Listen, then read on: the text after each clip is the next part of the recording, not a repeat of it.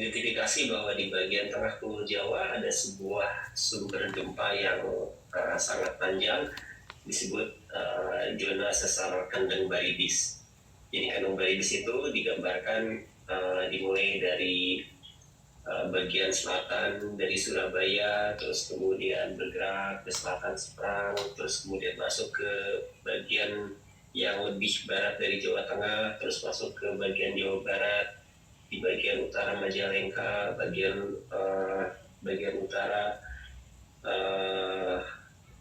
utara Sumedang, terus masuk lagi ke semakin barat ke bagian selatan dari Jakarta. Jadi bukti publikasinya sudah banyak, dan beberapa publikasi terbaru yang kemudian kami buat misalnya tahun 2017. Jadi kami mempublikasikan parameter sumber gempa dari sesar Baribis Kendeng, dan kemudian sejak publikasi tersebut maka Baribis Kendeng dinyatakan sebagai sesar aktif yang menjadi bagian dari sumber bahaya gempa Indonesia. Jadi kemudian menjadi peta sumber bahaya Indonesia resmi dari Pusgen. Pusgen itu adalah Pusat Studi Gempa Nasional. Nah kemudian dari itu pun tidak berhenti, kita masih menghasilkan publikasi terbaru, salah satunya yang terbit beberapa bulan lalu mengkonfirmasi tingkat aktivitas dan sesar Kendeng Baribis. Tadi saya perhatikan ada upaya yang sangat baik dari para generasi muda untuk menelusuri bukti sejarah, bukti-bukti kegempaan di sekitar sesar Kendeng Baribis. Kami pernah bekerja juga bekerjasama dengan institusi di Australia National University, dan kita melihat naskah-naskah lama mengenai kejadian gempa di masa lalu. Misalnya kita menemukan ada gempa 1836 yang kemudian berpengaruh sampai ke Jombang, Surabaya. Kemudian 1837 juga ada gempa, 1840 itu juga ada gempa, 1867 bahkan itu gempanya sampai merusak gereja Kepanjen di Surabaya. Kemudian 1902 itu gempanya di Gresik, tapi kemudian berdampak cukup signifikan di Surabaya. Jadi memang betul sekali tadi yang disampaikan bahwa ada kaitan yang sangat erat antara sejarah kegempaan, proses tektonik dengan bukti-bukti perkembangan budaya di wilayah kita. Jadi saya sangat mengapresiasi apa yang tadi sudah dilakukan oleh Mbak Lin dan rekan-rekan. Iya, saya kembali lagi. Mbak Lin dan teman-teman jumlahnya 10, jalan-jalan, biasanya itu jalan-jalan itu healing ke anak muda. Ini nyusurin sejarah gempa. Ngapain? Apa latar belakangnya sampai 10 pemuda ini mau untuk menelusuri sejarah gempa, baik itu berdasarkan bangunan maupun catatan-catatan begitu. Apa yang melatar belakangi itu dulu? Sebenarnya kita sangat penasaran sih ya. Dulu kita terkenal sekali dengan bangsa yang besar gitu. Ya. Kenapa nih kita mungkin mengalami kemunduran, atau mungkin juga tongkat estafet pengetahuannya juga terhenti gitu ya. Nah kita penasaran kenapa sih yang membuat ini bisa terjadi, karena banyak sekali bangunan-bangunan yang bagus sekali di wilayah Jawa Timur, tapi ternyata banyak juga yang hancur. Terus kemudian bagaimana sebuah peristiwa ini mempengaruhi kehidupan sosial dan lain-lain gitu kan. Dan di saat kami tumbuh gitu menjadi dewasa, kami menyaksikan banyak sekali kejadian-kejadian bencana gempa, mulai dari yang tsunami Aceh, kemudian Palu dan lain-lain. Itu men-trigger kami untuk sepertinya ada sesuatu hal yang mungkin bisa kita reproduksi lagi dari pengetahuan di masa lalu yang kita belum mengenali itu, karena keterputusan tongkat estafet cerita-cerita atau sejarah-sejarah bencana yang pernah terjadi di masa lalu, dan sebenarnya itu adalah pembelajaran yang mungkin sangat berharga juga dan bisa diaplikasikan juga di masa yang sekarang seperti itu. Itu sih jadi rasa penasaran ini yang memicu kita sebenarnya kenapa kita nggak healing tapi kita justru memusingkan diri dengan hal-hal yang kayaknya seru deh. Keren. Karena dalam sebuah gempa, apalagi gempa yang dahsyat, itu bisa saja literatur, buku, dan lain sebagainya itu tertumpuk hilang ya, karena hancurnya bangunan atau bahkan ya banyak lah. Akhirnya ada missing link di situ dan mencoba untuk menggali lebih jauh dan mengingatkan kita lagi nih bahwa ternyata di Pulau Jawa, kalau terakhir saya data BPS saya contekan saya itu 150-an juta jiwa. Pulau Jawa itu hanya Pulau Jawa aja 150-an juta jiwa. Penduduk Indonesia kan 270-an.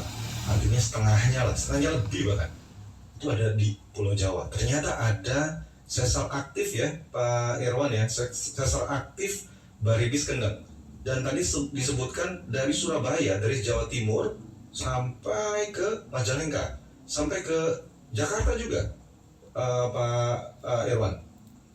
Iya, indikasi bahwa sesar Baribis Kendeng melewati tadi kota-kota yang disebutkan itu dihasilkan lewat beberapa riset publikasi, termasuk yang tadi disampaikan riset tahun 2017 dan beberapa riset terbaru ada publikasi dari rekan kami Pak Sri Widiantoro mengkonfirmasi hal tersebut, menemukan bahwa sesar Kendeng Baribis itu sampai ke bagian selatan dari Jakarta, dan ini menjadi perhatian bagi kami dan akan menjadi bagian dari proses updating atau pembaharuan peta gempa Indonesia. Nah, pembaruan peta gempa Indonesia ini menjadi standar bagi banyak hal. Jadi kemudian menjadi standar bangunan tahan gempa, menjadi standar pembangunan infrastruktur strategis, misalnya kereta cepat, kemudian infrastruktur yang lain dan jalan raya, terowongan dan sebagainya. Jadi saya setuju tadi dengan apa yang disampaikan bahwa salah satu cara bagi kita untuk bisa bertahan sebagai bangsa yang besar adalah memahami sumber bahaya. Jadi kemudian kita harus mendetailkan potensi bahaya tersebut, bukan untuk kemudian kita lari dari kenyataan. Jadi kalau kita sudah tahu ada sumber gempa di sana, bukan berarti kemudian kita kabur gitu. Tidak. Iya. Kemudian ini dialog ini bukan untuk nakut-nakutin, justru jangan sampai kayak istilah ignorance is bliss ya. Nggak tahu berarti gempanya nggak ada gitu, potensi gempanya nggak gitu, potensi gempanya tetap ada walaupun Anda nggak tahu gitu. Jadi kita memberitahu bahwa ternyata Pulau Jawa ini ada loh sesar Baribis Kendeng. Silakan lanjutkan, Pak Iwan.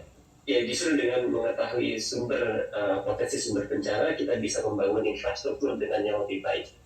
Jadi kita kemudian bisa mengetahui daerah mana yang harus dibangun, daerah mana yang apabila dibangun harus diberikan catatan bahwa dengan kekuatan tertentu proses pembangunannya, atau mungkin ada sebagian zona yang kemudian menjadi zona buffer yang sama sekali mungkin harus menjadi kawasan hijau. Nah, memiliki pengetahuan tersebut ini sangat baik bagi kita untuk membangun kapasitas kita, dan saya yakin tadi disampaikan bahwa jumlah penduduk kita sudah mendekati 150 juta, kebutuhan untuk infrastruktur pun semakin mendesak, dan kita bisa membangun infrastruktur tersebut dengan catatan bahwa kita memahami risikonya. Ya, potensi gempanya itu magnitudenya berapa ini? Kalau dari catatan sejarah ataupun dari hasil riset ataupun penelitian ini, Pak Irwan? Iya, jadi untuk melihat besarnya maksimum magnitud yang mungkin ada dua pendekatan. Pendekatan yang paling sederhana yaitu melihat data historis. Ya. Tapi seringkali data historis tersebut kita tidak punya informasi mengenai kekuatannya. Misalnya salah satu yang menarik itu gempa 1821 misalnya sekitar bulan Desember. Jadi gempa 1821 itu mengguncang banyak wilayah di Jawa Tengah, termasuk kota Jepara terdampak, kota Semarang terdampak, dan kita tidak tahu berapa magnitudonya, tapi kita tahu kerusakannya. Nah, biasanya yang dilakukan oleh para ahli yaitu melihat sebaran dan tingkat kerusakan, kita konversi ke magnitudo, karena zaman dulu kan nggak ada alat untuk mengamati. 1821 kita belum punya seismometer di sana. Nah, itu cara yang pertama. Tetapi ada cara yang lain, cara yang kedua yaitu dengan melihat bukti pergeseran secara geologis. Kemudian kita melihat offset gempanya dan kita menghitung besarnya offset tersebut, kita konversi ke magnitudo. Nah, kemudian beberapa pakar menyimpulkan, dan itu kemudian masuk ke dalam peta sumber bahaya gempa Indonesia, bahwa magnitudonya itu mendekati 6 sampai 6,5. Jadi 6 sampai 6,5. Jadi mungkin bagi yang mengenal gempa di Jogja magnitudonya 6,1, 6,2, ya kira-kira demikian. Kita tidak berharap itu terjadi, tetapi berdasarkan riset, dan ini kemudian menjadi bagian dari peta sumber bahaya gempa Indonesia saat ini yang menjadi acuan untuk banyak proses pembangunan. Kita memasukkan di magnitudo di atas 6.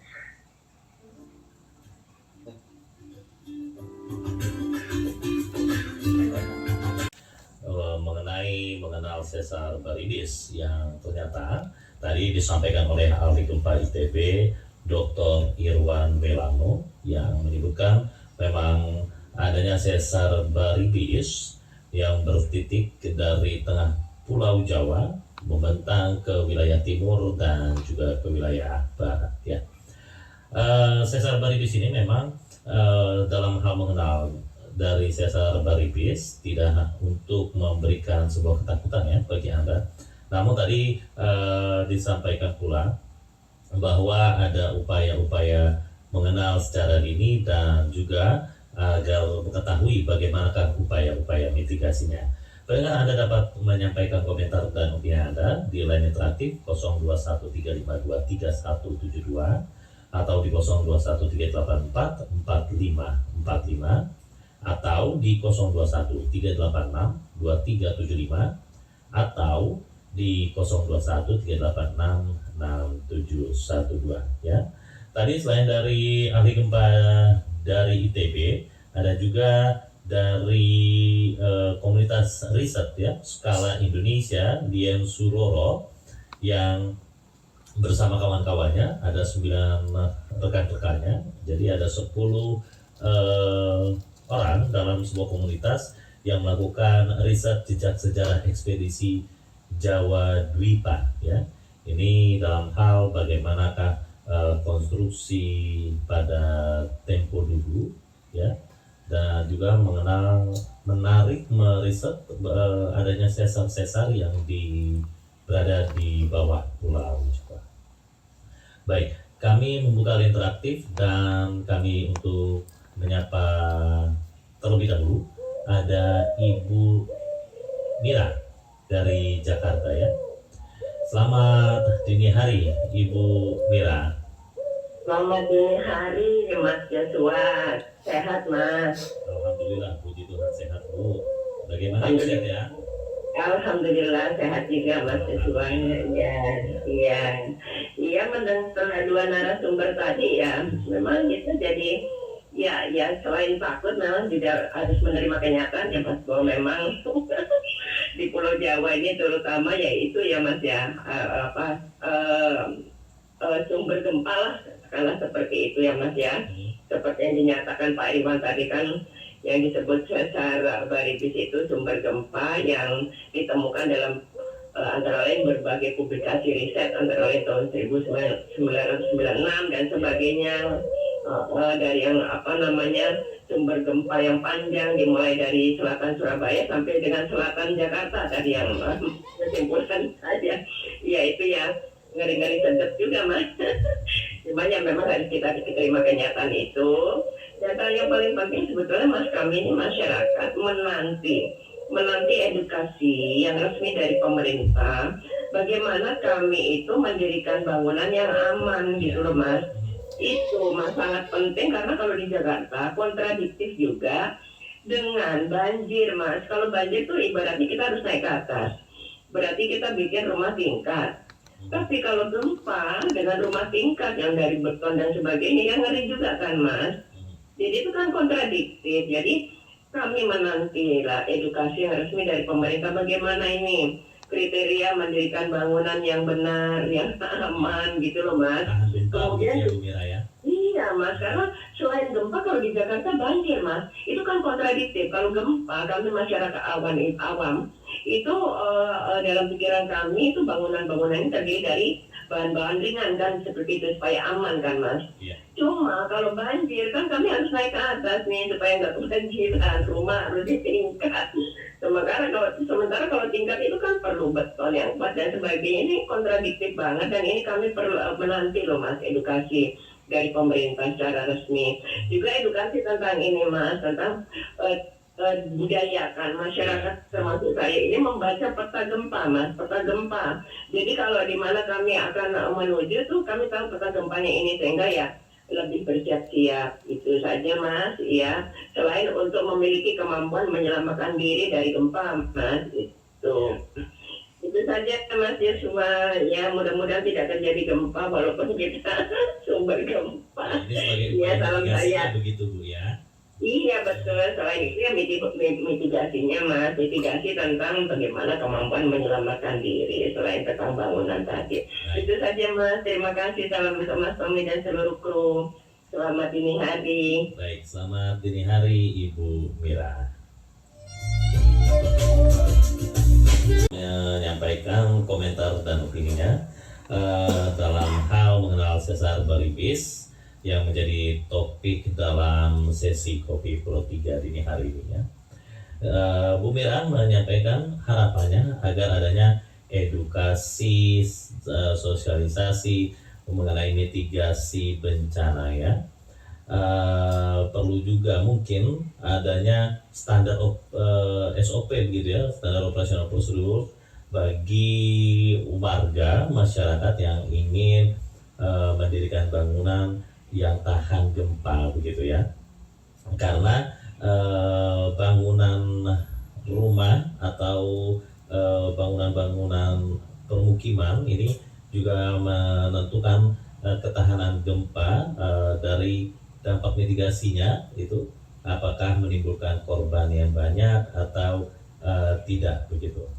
Nah, lalu bagaimanakah komentar ataupun opini pendengar dari Tanah Grogot? Kami sapa Pak Ridwan di ujung telepon. Pak Ridwan, selamat dini hari.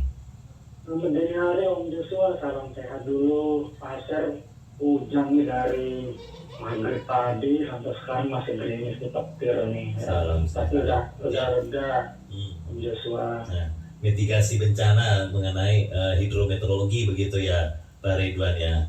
Iya, ini bahaya Ya. mengenai kerjaan saya di penanggulangan bencana ini. Baik, lalu bagaimana Pak Ridwan komentar dan opininya topik Kopi Pro 3 dini hari ini mengenal sesar baribis ini, apa harapan mungkin dari Pak Ridwan dalam hal mitigasi bencana khususnya mungkin kegempaan, karena terkait dengan sesar baribis yang ternyata disampaikan oleh ahli gempa ITB Dr. Irwan Melano bahwa melintang sesar baribis ini dari ujung timur Jawa hingga ke Jakarta bahkan ke barat Jawa begitu. Ya, baik. Tadi saya mendengar juga paparan dari Dr. Irwan tadi dan itu luar biasa ya. Speak up, saya apresiasi dulu. Nah, sebelum penanggulangan bencana dibentuk waktu itu saya datang di klub juga di Surabaya. Waktu itu saya dapat 1 bulan tentang kebencanaan dan termasuk juga PowerPoint yang saya lupa tadi yang disebut mulai jadi 18 berapa tadi itu ada di catatan saya banyak lupa sudah. Sampai waktu itu di Sidoarjo itu kami melihat juga kan, waktu itu yang lumpur lapindo itu sampai kami melihat ke titik nolnya di situ gitu. Nah, inilah pengetahuan kebencanaan itu. Sebenarnya kebencanaan apa saja terkait tsunami, gempa bumi itu semua ada. Menurut orang tua saya dulu tahun 1939 di Kabupaten Pasteur sampai 1939-1959 itu pernah gempa besar juga.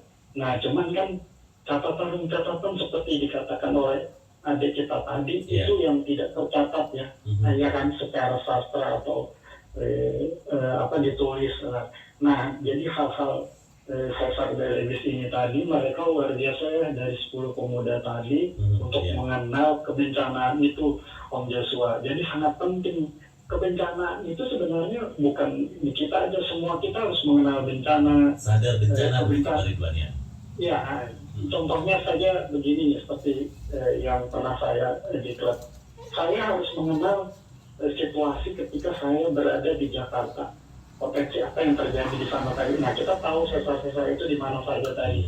Ketika kita dibangun hotel atau di rumah saudara, di mana sih tempat kita base camp-nya nanti ketika terjadi bencana. Jadi bencana-bencana itu bukan hanya kita mengenal di tempat kita sendiri, tapi potensi di mana saja kita, baik di luar negeri, keluar daerah. Potensi-potensi itu yang sangat penting kita pelajari. Itu yang saya dapatkan ya. Selain memang edukasi di RRI Pro 3 ini kan sudah luar biasa bagaimana kita menghadapi bencana, gempa bumi dan lain sebagainya, menghindari itu udah teredukasi ya. Tapi yang mindset confident-nya itu, contoh saja di Jepang, mereka sudah terbiasa dengan kebencanaan ya. Jadi masyarakat di sana confident gitu. Ketika di rel kereta api ada bencana, stop dulu gitu kan, seperti kemarin terjadi itu masyarakat tidak. Nah, jadi edukasi hal-hal semacam ini saya rasa sangat penting secara personal, komunal, kelompok, masyarakat mulai dari usia dini sampai ke perguruan tinggi sampai masyarakat luas.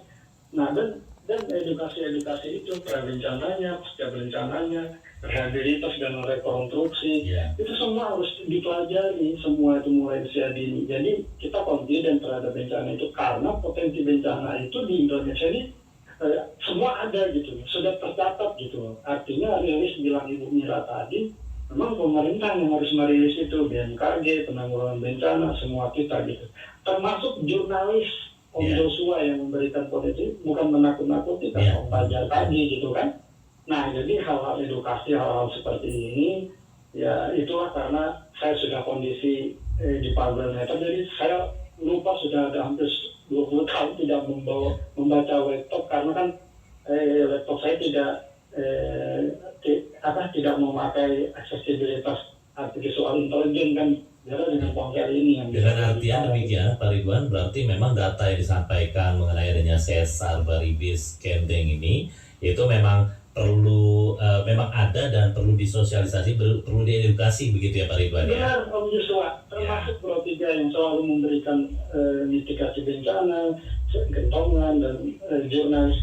Yang terpenting itu Om Joshua adalah media yang menyampaikan benar ke masyarakat mitigasinya seperti apa, seperti kita yang sudah ada MOU kan, Pro 1, Pro 3 ini setiap daerah itu kan ada mitigasi bencana DNPD kita kan gitu kan. Nah itu kan masyarakat kan sudah confident dengan edukasi tentang kebencanaan gitu kan, tapi yang realnya kan orang pasti panik buying gitu kan. Nah terakhir yang saya katakan begini, jadi ketika ada bencana itu titik spotnya itu di mana mereka kumpul, ada food bank makanan sudah tersedia, ada orang medis sudah di situ, jadi semua lengkap lah kita kolaborasi komponen itu sudah siap gitu, jadi ready gitu, semua ready gitu. Nah itu yang saya harapkan Om Joshua. Jadi yang terpenting adalah media ya Om Joshua ya. Terima kasih banyak ya Pak Ridwan. Mungkin terakhir Pak Ridwan, dalam hal mitigasi ini selain mengenal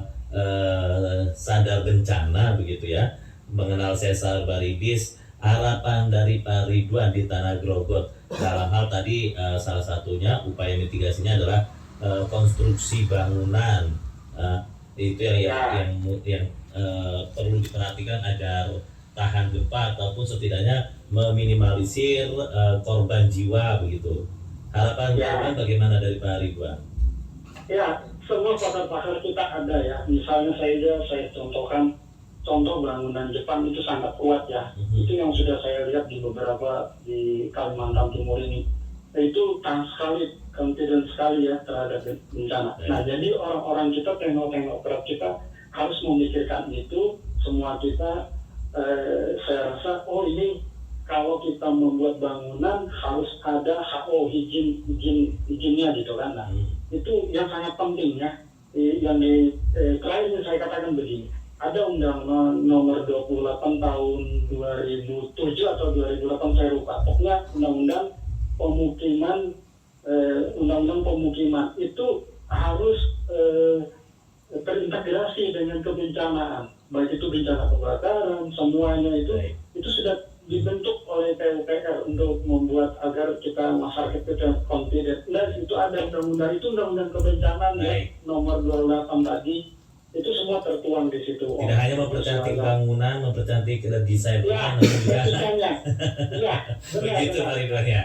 Ya, itu sudah ada di situ. Ya, nanti kita tinggal buka aja undang-undang nomor 28 itu tahun 2008 itu tentang PUPR kebencanaan di situ. Sekian, terima kasih Om Joshua. Terima kasih Pak Ridwan. Salam sehat. Salam sehat, salam tangguh. Dari Tanah Gerobak kita sapa pendengar dari Bangka. Ada Pak Ramlan di ujung telepon. Pak Ramlan, selamat dini hari. Pak Ramlan. Pak Ramlan.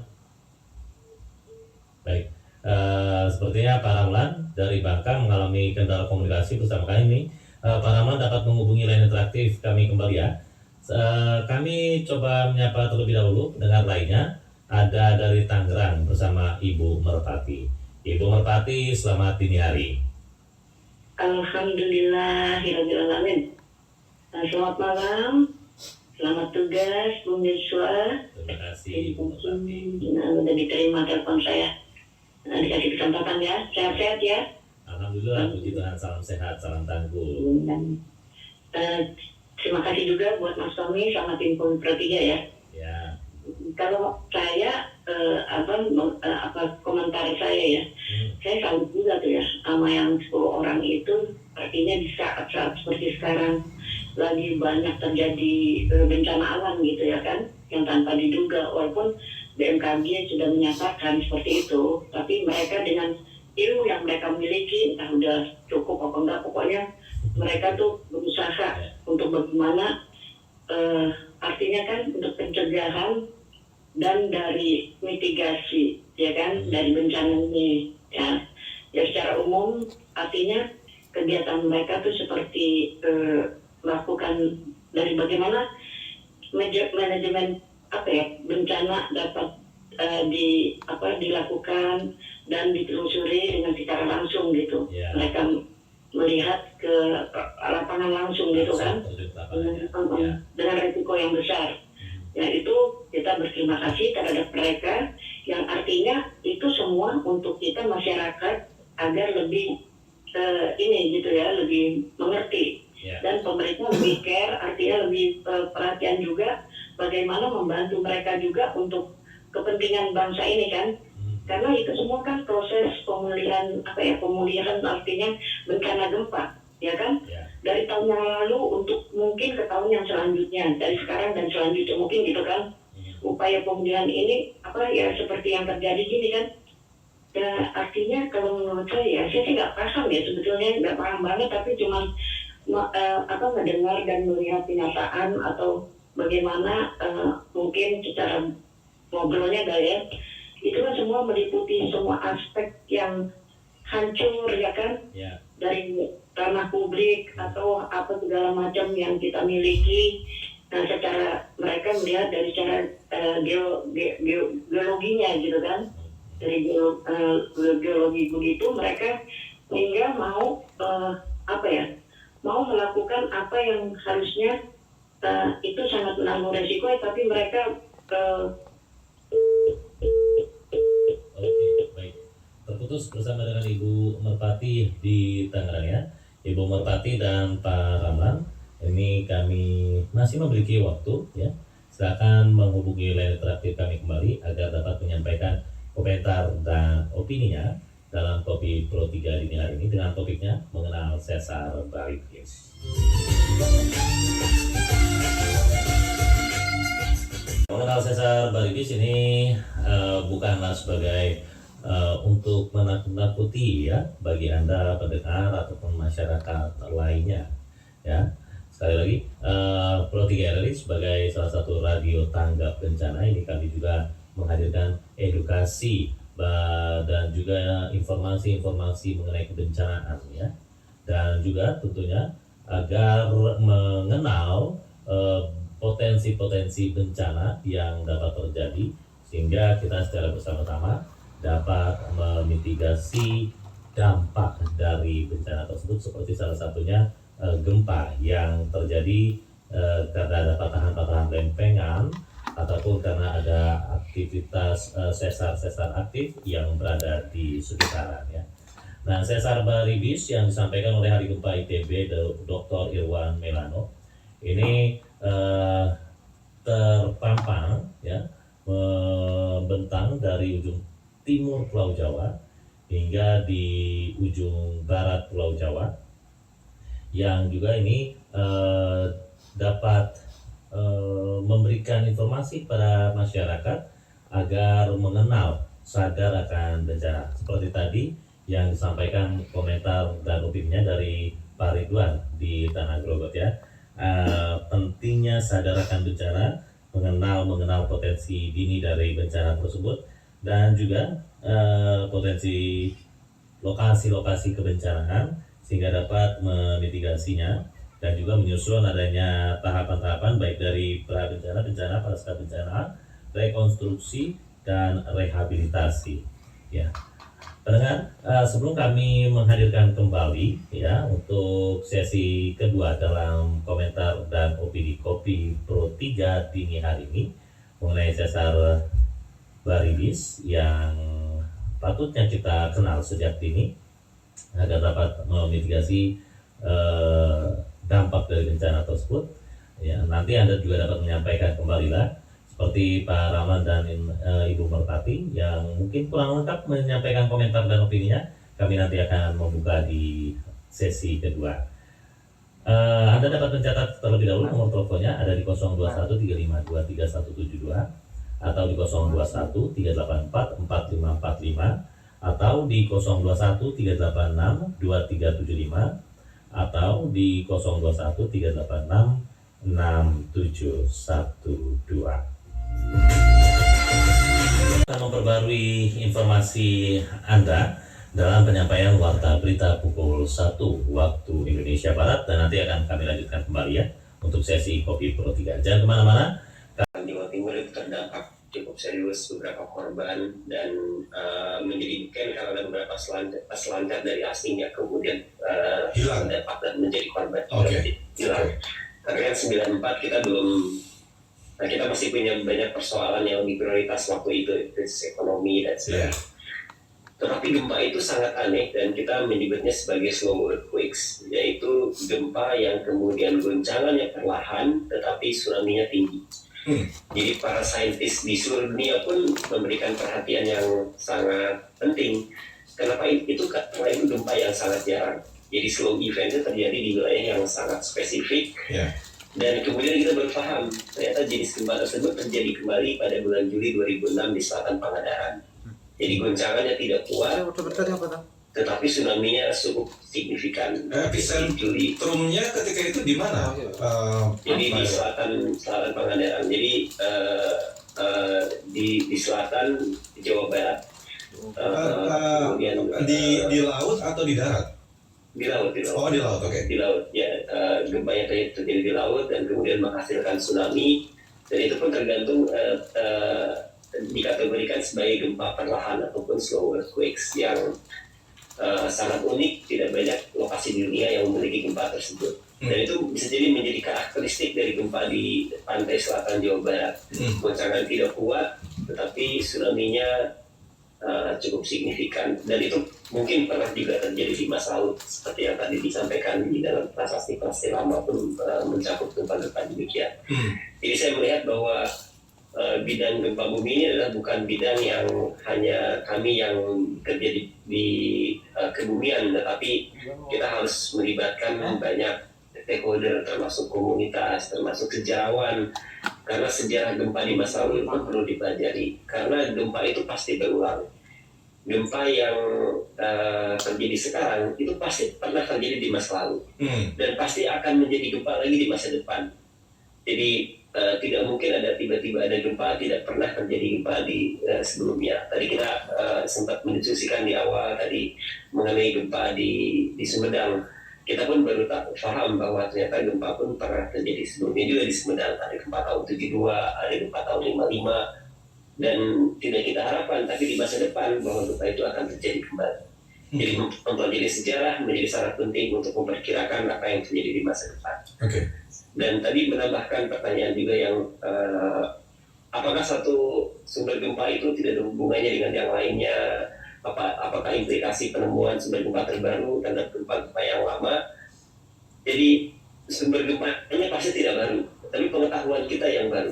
Jadi untuk itu saya selalu mengajak generasi muda untuk terlibat dalam riset gempa bumi, karena mungkin banyak sumber-sumber gempa yang belum berhasil kita definisikan dengan baik. Kami melihat ada beberapa publikasi lama dari pakar kebumian di Indonesia yang sudah mendefinisikan adanya sesar, tapi belum sampai memasukkan parameter sumber gempanya. Karena kalau kita hanya menarik sebuah garis bahwa itu adalah sebuah sesar, belum tentu sesar itu aktif. Belum tentu kita mengetahui parameter tingkat aktivitasnya. Jadi kemudian agar bisa masuk ke dalam peta sumber bahaya gempa Indonesia, maka tidak hanya garis lokasinya bahwa ini garis merah ada sesar, tetapi kita pun harus bisa menjawab pertanyaan mendasar. Berapa magnitudo gempa yang mungkin terjadi? Berapa kemungkinan probabilitasnya dalam konteks waktu itu bisa terjadi di masa depan? Tidak bermaksud untuk melakukan prediksi gempa, tapi kita menyebutnya probabilitas kejadian gempa di masa depan. Berapa kemudian tingkat goncangan yang mungkin terjadi di masa depan? Karena dengan bisa menjawab pertanyaan demikian, maka kita kemudian bisa melakukan upaya terbaik untuk mengurangi risiko bencana. Ataupun seperti yang tadi kami sampaikan, jadi kalau kita membangun infrastruktur, kalau kita mau membangun sebuah bendungan, maka harus seberapa kuat bendungan itu dibuat. Jadi menjawab pertanyaan yang tadi, bahwa mungkin sumber gempa tersebut menunggu untuk kita definisikan, untuk kemudian para pakar gempa di masa depan untuk bisa mengetahui perilakunya dengan lebih baik, dengan tujuan kita bisa membangun Indonesia dengan lebih baik. Apakah ada kaitannya sesar Baribis Kendeng ini dengan sesar-sesar lain atau bahkan sampai ke Sumatera gitu dari Parisal di Lampung? Baik, jadi beberapa riset terbaru di antara yang tadi kami sampaikan, ada publikasi yang baru saja terbit di awal tahun ini. Kami kemudian berhasil mendefinisikan kemungkinan bahwa sesar Baribis Kendeng adalah bagian dari, kita sebut sebagai bagian paling selatan dari Sunda Blok. Jadi sebuah blok tektonik yang sangat besar yang kemudian memisahkan dengan bagian di bawahnya, yaitu blok Jawa. Jadi kemudian ada blok tektonik yang sangat besar, dan begitu pula sesar Sumatera. Sesar Sumatera merupakan bagian sisi dari barat dari Sunda Blok, Semudi, Sesar Kendeng Baribis merupakan bagian dari sisi selatan.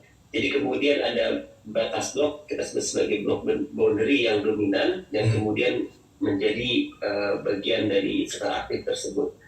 Tetapi kemudian di antaranya masih ada sesar-sesar minor, sesar yang tidak terlalu besar, yang juga bisa menghasilkan gempa bumi tidak kita harapkan. Kita bisa mengenal yang kemarin terjadi sesar gempa di Sumedang, yang dalam konteks magnitudo tidak terlalu besar karena bukan di bagian utamanya, magnitudonya 4,8, sedangkan bagian utamanya tidak kita harapkan tadi bisa menghasilkan gempa sampai 6. Jadi ada bagian-bagian yang kecil pun bisa menghasilkan gempa bumi tidak terlalu besar.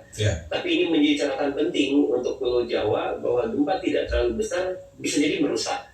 Dengan tadi yang disampaikan oleh Mas Fajar, dengan tingkat kepadatan penduduk yang sangat tinggi, beberapa kota di Pulau Jawa densitas penduduknya bisa di atas 10.000 orang per kilometer persegi. Itu yang kemudian meningkatkan kerentanan kita terhadap bencana. Jadi itu faktor pertama yang kemudian gempa kecil bisa cukup merusak adalah penduduknya padat.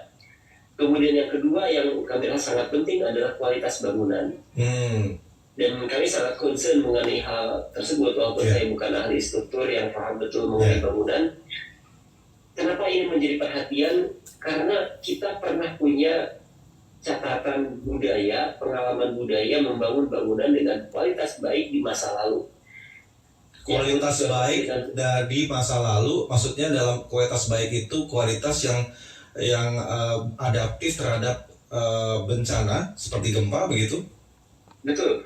Jadi kalau misalnya kita melihat bangunan-bangunan khas Indonesia, misalnya mulai dari ujung Sumatera, bangunan Aceh, kemudian bangunan rumah gadang di Minang, begitu pula rumah panggung itu di Jawa Barat, rumah di Jawa Tengah, adalah rumah yang kemudian dibangun sebagai produk budaya yang lama, yang mereka paham betul wilayahnya berpotensi mengalami gempa bumi.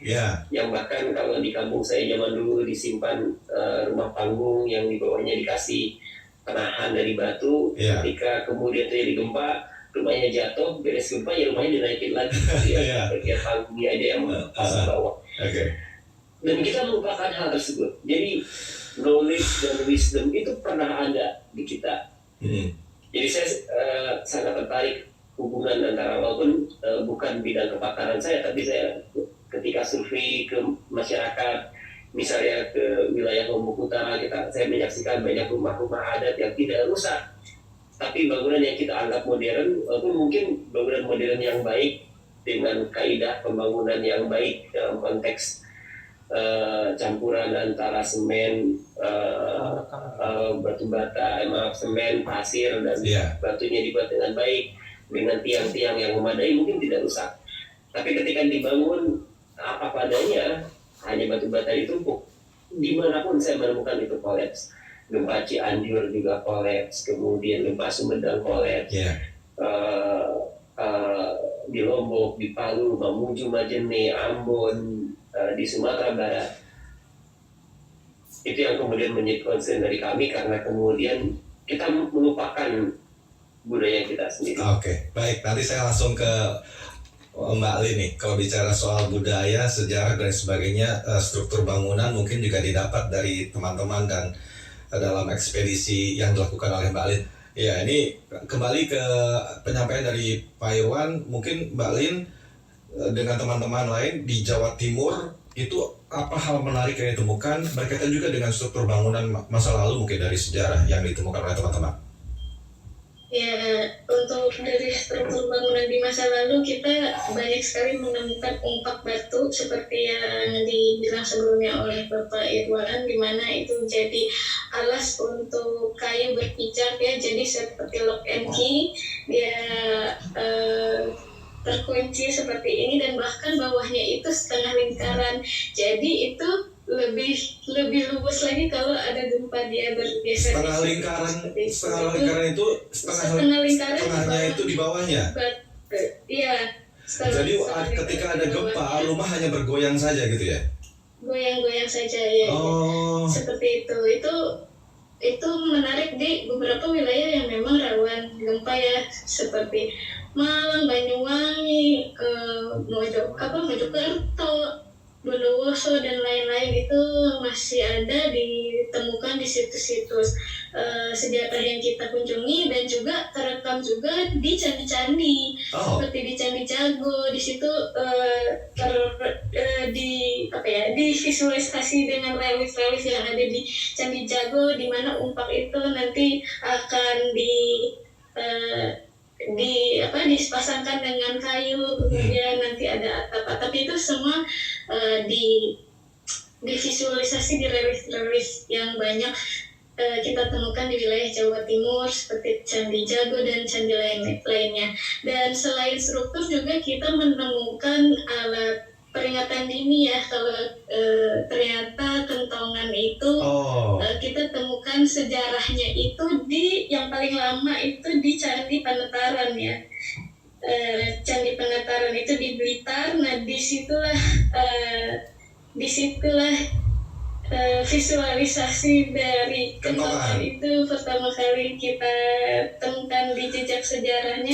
Candi itu menjadi jadi alat untuk peringatan ya, untuk kentongan. Tapi di Blitar itu candi itu kapan usianya berapa lama kira-kira di situ? Itu sekitar 1.200-300 itu di saat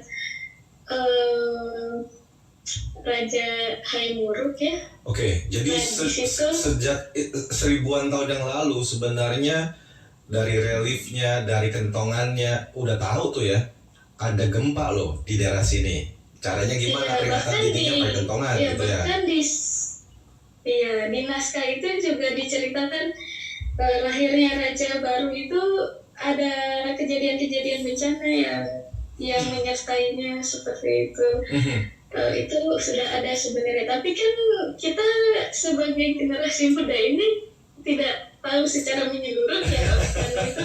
Kita ingin tahu gitu sebenarnya gimana sih dulu. Tadi disebutkan ya Mojokerto, Blitar, Bondowoso, Jawa Timurnya cakupannya sudah berapa area tuh, berapa kota Jawa Timurnya? Dari Pacitan, Blitar, Malang, Lumajang, Banyuwangi, Situbondo, Bondowoso, Tuban, Mojokerto, Surabaya. Oke. Seperti jadi itu. dari batas Jawa Tengah, Jawa Timur sampai ke ujungnya ke Banyuwangi, sampai ke Banyuwangi. Iya. Kita juga mengumpulkan memori kolektif mengenai tsunami 94 juga, dan ternyata di wilayah Pacitan juga banyak saksi mata yang mengalami dampak tsunami juga di saat 94 itu gitu. Iya. Jadi kita kumpulkan tuh kejadian 94 itu kesaksiannya dari mulai Pacitan sampai dengan dari Pacitan sampai Banyuwangi berapa lama waktunya ekspedisi itu? Untuk seluruh kegiatan ekspedisi ini 20 hari itu ekspedisinya aja, tapi persiapannya sekitar 2 bulan. Kemudian kita kan reproduksi pengetahuan dalam bentuk buku, artikel, dan juga video itu sekitar 1 bulan. Video itu dipublish untuk publik seperti di YouTube atau di TikTok atau di Instagram, potongan-potongan agar orang-orang masyarakat Indonesia bisa melihat hasil dari ekspedisinya, terutama generasi muda yang akrab dengan media sosial gitu ya, atau gimana nih ke dokumentasi itu?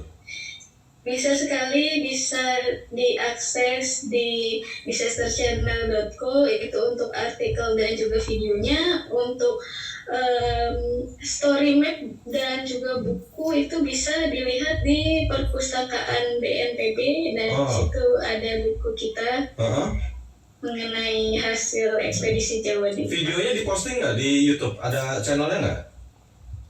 Ada, disasterchannel.co itu ada YouTube-nya. Oh gitu, oke.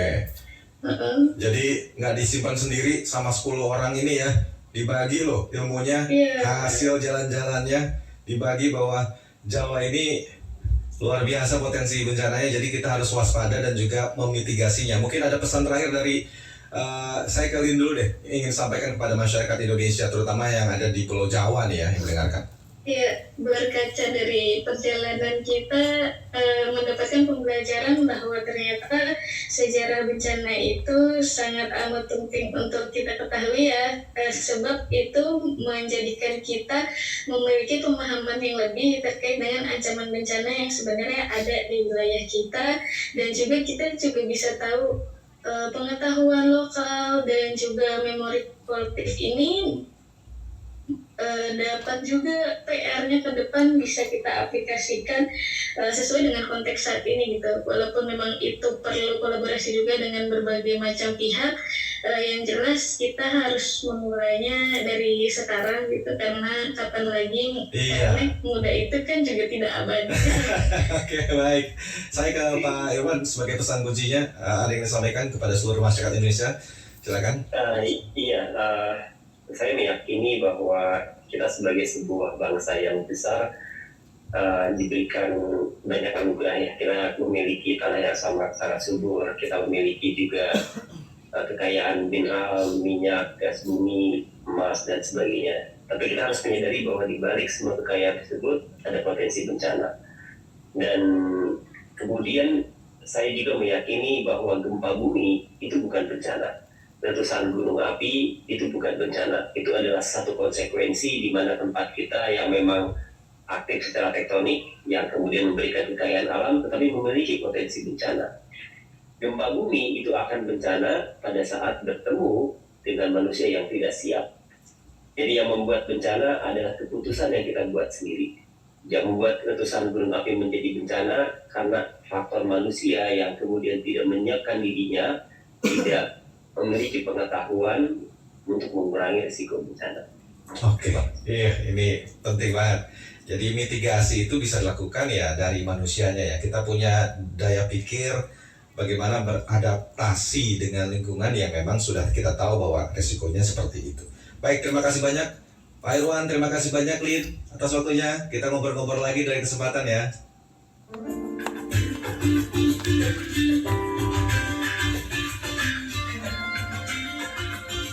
Ahli gempa bumi dari Institut Teknologi Bandung ITB, Dr. Irwan Melano, bersama dengan Skala Indonesia, Lien Suroro, ya, yang merupakan dari komunitas dan melakukan riset untuk jejak sejarah ekspedisi Jawa Dwipa.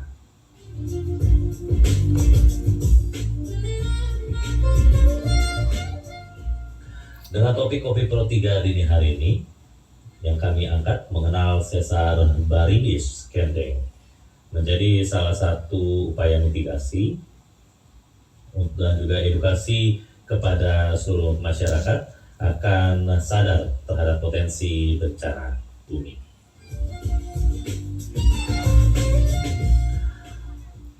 Bagaimana pendapat Anda, komentar dan opini Anda dalam sesi kedua Kopi Pro 3? Anda dapat menyampaikannya di line interaktif 0213523172 atau di 0213844545 atau di 0213862375 dan atau di 0213866712. Tadi ada beberapa catatan ya yang disampaikan oleh ahli gempa dari ITB, Dr. Irwan Melano ya, adalah salah satunya dalam hal mitigasi dari sesar ataupun sejumlah aktivitas lempengan yang mengakibatkan gempa bumi, yakni adalah konstruksi rumah yang memang disampaikan oleh Dr. Irwan adalah rumah-rumah dengan kebudayaan, seperti contohnya ini rumah panggung, itu setidaknya dapat memitigasi, meminimalisir dampak dari gempa bumi.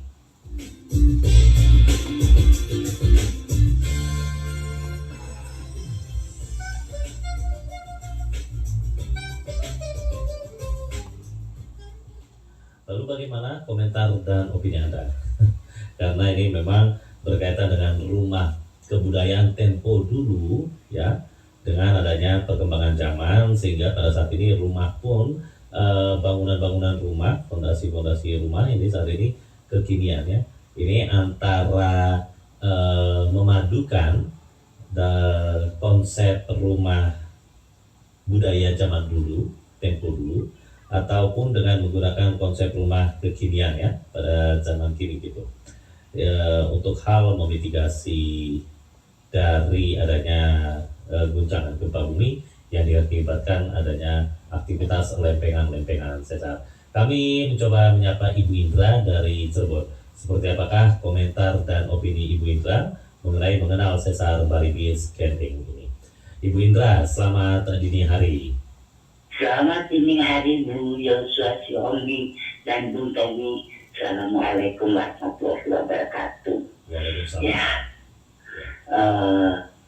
kita memang mesti banyak belajar dalam kehidupan ini ya Bu Yosua, dan mendengar namanya saja sesar Baribis ini sesuatu yang baru.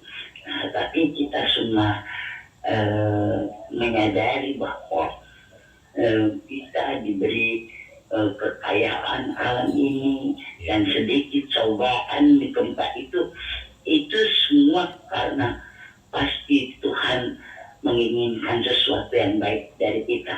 Minimal kita bisa belajar lalu mengantisipasinya. Tadi bagaimana cara menghadapi bencana alam yang terjadi ini.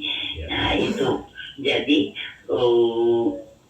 pasti itu merupakan sesuatu kemajuan dalam kita menghadapi kehidupan ini, karena semuanya membuat kita makin lebih berbudaya begitu. Jadi minimal untuk negara kita sudah ada perhatian dari pemerintah menyampaikan itu. Kita juga sama-sama belajar untuk menghadapinya dan mengantisipasinya dengan sebaik-baiknya. Mungkin itu yang bisa Bu Indra sampaikan, Bu Jos. Mudah-mudahan ya. Tadi disampaikan oleh ahli gempa dari ITB, ini ada faktor untuk hal mitigasi, yakni rumah. Kita memiliki kebudayaan di mana masing-masing daerah ada ciri khasnya, bangunan rumah ada panggung begitu, rumah panggung dalam hal mitigasi. Ini kan agak sudah bergeser begitu ya dalam hal rumah budaya begitu. Sekarang rumah menjadi modern, bangunannya tingkat-tingkat di semen, di beton, disusun dengan segala macam. Ini bagaimana komentar dan opini Ibu Indra mengenai tadi tanggapan dari ahli gempa ITB Dr. Irwan, rumah panggung ini bisa meminimalisir, memitigasi dampak dari aktivitas sesar tersebut?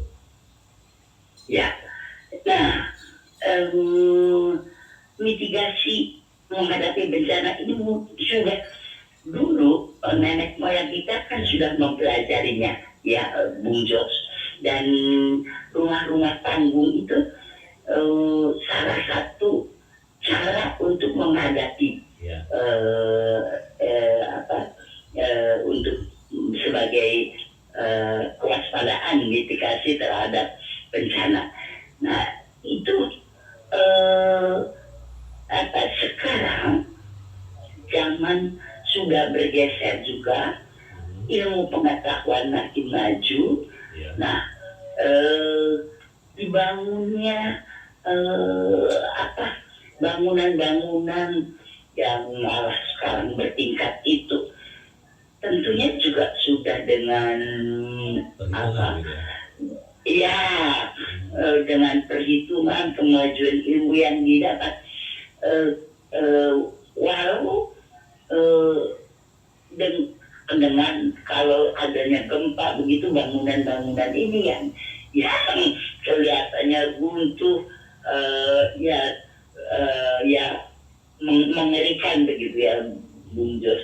Nah kalau kita membangun rumah panggung seperti yang dulu, mungkin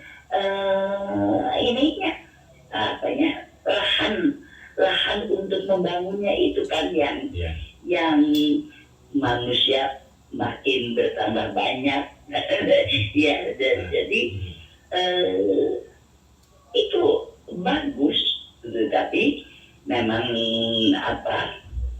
kembali lagi kita mengenal situasi keadaan bagaimana rumah yang bertingkat itu tentunya juga karena keadaan membutuhkan, bukan hanya untuk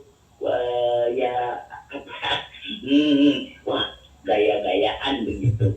Nah memang masyarakat banyak membutuhkan, dan lahan mungkin kan sempit begitu ya. Tapi kalau kita sudah tahu bahwa itu tempat gempa yang sudah diprediksi sebelumnya, nah kalau kita membangun tidak sesuai dengan ilmu yang kita dapat, nah itu yang merupakan bencana yang kita buat sendiri begitu, Bung Jos. Iya, jadi kita menerapkan ilmu itu sesuai dengan apa yang kita hadapi gitu. Terima kasih, Bu Jos. Assalamualaikum warahmatullahi wabarakatuh.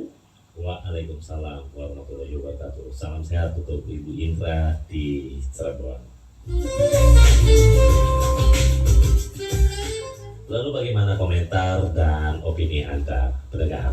Dalam sesi Kopi Pro 3 kami masih membuka layar interaktif untuk Anda menyampaikan komentar dan opininya mengenal sesar Baribis Kendeng. Ya. Ini sesar diungkapkan oleh ahli gempa dari ITB, Dr. Irwan Melano, bahwa terbentang dari ujung Pulau Jawa hingga ke barat Pulau Jawa, ya.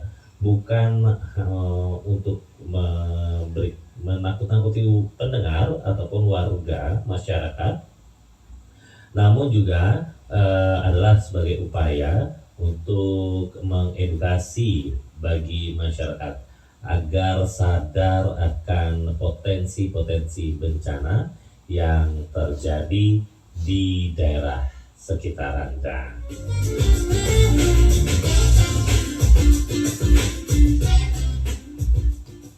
Ya, memang menjadi sebuah tantangan, ya, karena data kependudukan di Pulau Jawa, ya, ini data terakhir saja mencapai sekitar 150 juta, ya, di 60% total populasi dari Indonesia.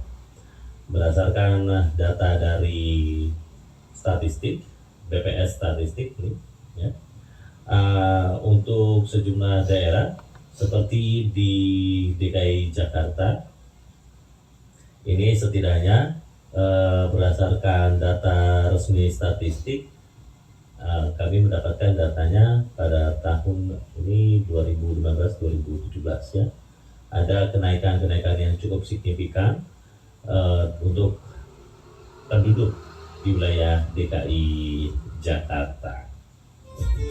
Nah, upaya untuk memberikan edukasi sadar akan bencana inilah yang kami hadirkan ke ruang dengar Anda. Karena sejumlah ancaman gempa, aktivitas sesar itu kapan saja bisa terjadi. Lalu bagaimanakah komentar dan opini Anda akan mengenal sesar Baribis Kendeng ini? Harapan Anda ke depannya mengenai mitigasi mungkin seperti tadi disampaikan Pak Ridwan, adanya peraturan untuk menstandarisasi bangunan-bangunan, ya, dan juga sejumlah tahapan-tahapan untuk disiapkan, baik itu dari bencana, pasca bencana, rekonstruksi dan rehabilitasi, ya. Apa tanggapan Anda, komentar dan opini Anda? Kami coba menyapa Pak Farid dari Banten. Pak Farid, selamat dini hari. Selamat dini hari, Bung Joshua. Selamat dini hari, Pak Farid. Sehat ya, Pak, ya? Alhamdulillah. Alhamdulillah sehat. Salam sehat, salam tangguh begitu, Pak Farid. Ya. Ya, Baik. alhamdulillah. Bahas apa, Bung Joshua? Ya. Ya. Pembahasannya apa? Pembahasannya sesi kedua di Kopi Pro 3 dini hari ini kami membahas mengenal sesar Baribis Kendeng. Ini sesar yang dikemukakan oleh ahli gempa dari ITB, Pak Farid. Ada Dr. Irwan Melano yang menyebutkan adanya sesar di Pulau Jawa. Nah, ini mengingat memang Pulau Jawa ini penduduknya banyak, ya, hampir mencapai 60% lebih atau begitu, ya, kurang lebihnya, sehingga bagaimana harapan ataupun pandang komentar opini Pak Farid ke depannya agar dapat memitigasi bencana dengan adanya sesar Baribis tersebut? Jadi yang memang mitigasi secara literasinya kan upaya memiliki sejumlah tujuan, gitu kan,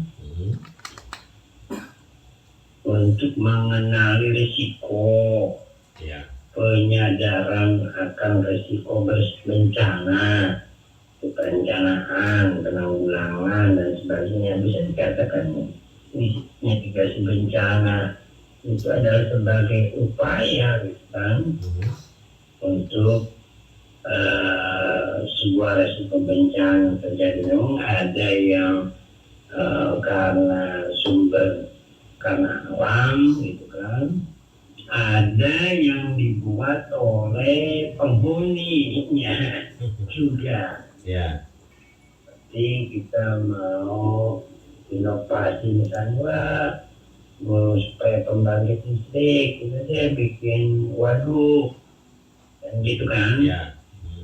Nah, kalau pembangunan waduknya tidak baik untuk kualitas material dan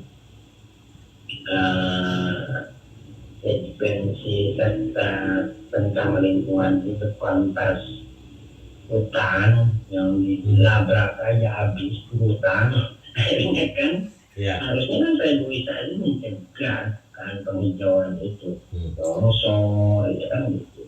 Dan dari struktur tanah tuh Bang Joshua di Lebak ini memang rentan longsor gitu di daerah Lebak Banten ini. Ya. Nah, Pak Farid tadi juga disampaikan oleh ahli Gempa ITB Dr. Irwan Melano yang menyebutkan salah satu upaya mitigasinya berkaca pada zaman dulu ketika tempo dulu di berbagai daerah memiliki ciri khas rumah adat panggung. Itu dinilai dapat meminimalisir dampak dari aktivitas sesar yang ada, seperti dengan adanya aktivitas tersebut menimbulkan gempa bumi, begitu Pak Farid. Iya, menurut Pak Farid begini, bagaimana dengan adanya rumah panggung tersebut, Pak Farid? Ya, baik. Sepertinya terputus bersama dengan Pak Farid ya. Baik, kami coba menyapa pendengar lainnya dari Minahasa. Ada Pak Cliff. Pak Cliff, selamat dini hari. Iya, halo, selamat pagi, selamat dini hari. Selamat dini hari, Pak Cliff. Sehat ya? Tim Pro3. Ya, sehat puji Tuhan. Puji Tuhan. Baik, Pak Cliff, bagaimana komentar dan opininya mengenai topik kita yang kami angkat pada dini hari ini, mengenal sesar Baribis? Kalau pertama-tama kalau dari saya sebagai masyarakat, dari pemerintah dulu yang mengedukasi, memberikan sosialisasi kepada masyarakat. Oke. Bagaimana memitigasi bencana itu.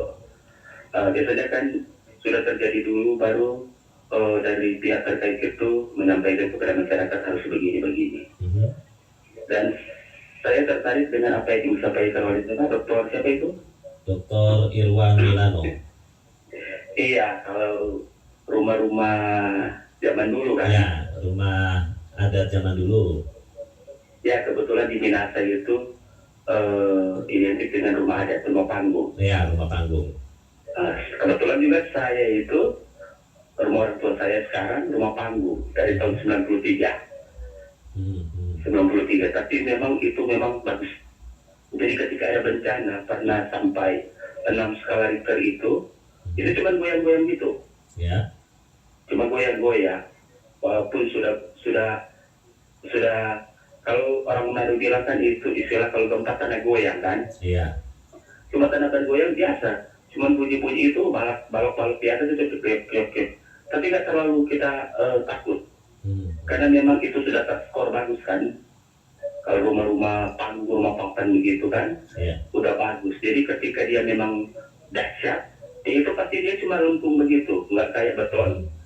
Dia itu berbahaya ketika langsung roboh, langsung roboh atau langsung jatuh. Apalagi bertingkat. Jadi memang bersyukur sekali kalau orang-orang tua tempo dulu kan, sudah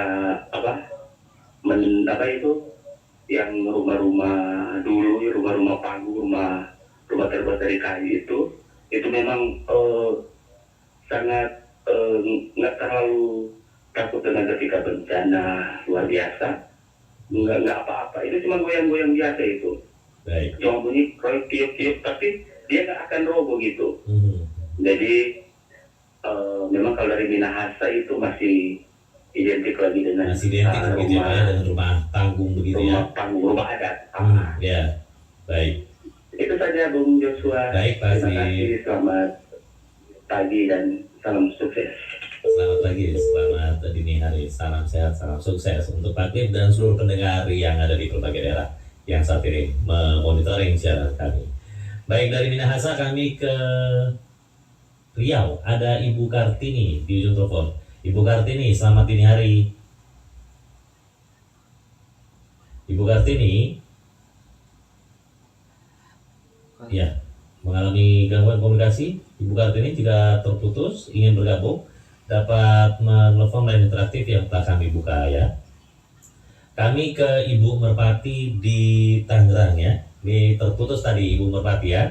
Selamat dini hari, salam sehat Bu. Aduh, selamat dini hari, minta maaf masuk lagi nih ya. Minta maaf banget. Ya, tadi belum tersampaikan begitu. Nah, terima kasih banget. Ya. Jadi artinya sambungan dari tadi ya Mas. Kita memang terima kasih dengan adanya mitigasi buat kita ya kan. Ya. Terus dari para itu yang katanya anak-anak muda itu menyusuri tempat yang seperti itu ya kan. Terus kita juga harus dari pemerintah inginkan yang seperti bagaimana seperti pembangunan di perkotaan, ya kan? Yang berwawasan kita lingkungan tuh kita mesti dapat juga seperti suatu edukasi gitu ya kan, literasi dari mereka bahwa dari pengembangan atau pembangunan nasional dan di daerah kan sangat memerlukan tuh pemanfaatan ruangnya, pemanfaatan ruang perkotaan yang secara efisien dan dan efektif lah ya, seperti juga penyediaan sarana dan prasarananya gitu ya, mungkin kayak gitu. Nah, itu yang kita butuhkan adanya sosialisasi segala macam lah dari pemerintah nih. Dengan adanya juga seperti kita mesti dikasih tahu dengan adanya pergub misalnya seperti gubernur, wali kota, peraturan dari bupati atau pemerintah pusat terhadap bencana, potensinya bencana di masa depan ya, yang khususnya yang relevan seperti bencana gempa bumi, tsunami gitu kan. Bagaimana nih seperti untuk supaya juga dalam pelayanan publiknya, artinya kita nih mendapatkan ada seperti kerjasama juga dengan yang adanya dari semua tuh dari badan BNKG. BNKG. BNKG kan, sama apa itu katanya? BNPB ya. Nah, itu semua tuh kita dari kepada pemerintah, masyarakat berharap kepada pemerintah tetap memberikan bagaimana secara parameternya, secara apa segala macamnya tuh biar kita mengerti Mas bahwa bagaimana keadaan tanah, bagaimana keadaan laut, bagaimana keadaan air, bagaimana keadaan gempa apa segala macam yang ada di muka bumi ini yang seperti musibah-musibah yang terjadi belakangan ini. Dan kedepannya kita berharap untuk bisa lebih baik lagi bagaimana caranya itu. Rakyat sangat membutuhkan perhatian sangat luas, dan artinya walaupun sudah ada digital tapi perlu juga secara di masyarakat setempat misalnya diberitahukan bagaimana kita ini harus mempunyai persiapan-persiapan ketika mendapatkan bencana itu. Terima kasih Mas. Terima kasih Bu Merpati. Terima kasih banyak ya. Ya, selamat dini hari. Salam Mas Tony ya. Ya, terima kasih. Baik, terima kasih. Salam sehat, salam tangguh.